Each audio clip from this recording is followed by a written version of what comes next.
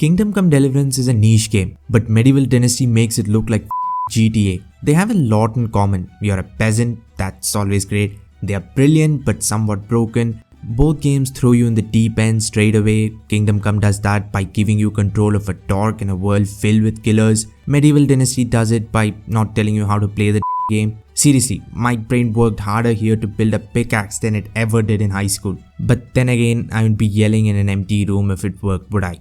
This is what true role-playing games are all about. Ambitious, bugs at literally every turn, and giving the player freedom to interact with the world in any way they please. You start off as a nobody, a broke bum, because we just can't get enough of it in real life, right? In both games, you lose your parents to a war/invasion, escape by the skin of your teeth, and start rising in the world. Kingdom Come has more combat elements, so you eventually become a skilled warrior. Medieval Dynasty has more survival elements. Your end goal is to pretty much become a fat, slobby, rich noble.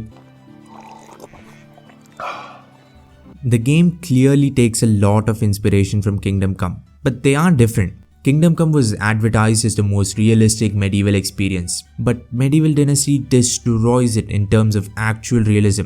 That makes sense because it is a survival game. KCD has a better story by a mile.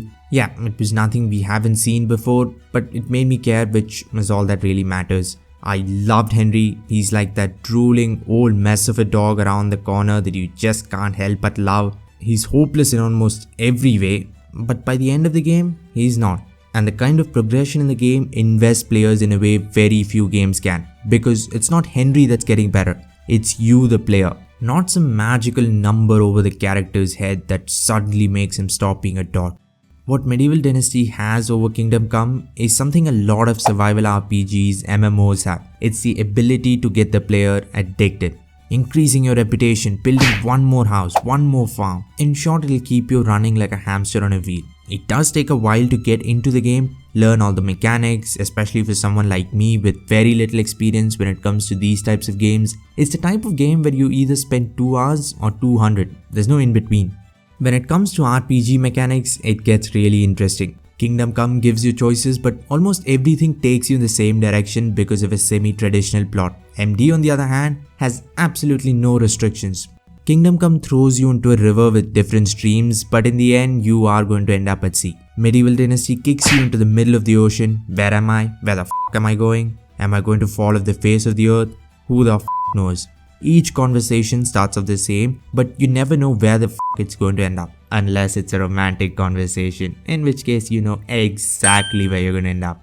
These games aren't going to blow you away with graphics. Suffice to say, you aren't going to be walking through cornfields doing gladiator.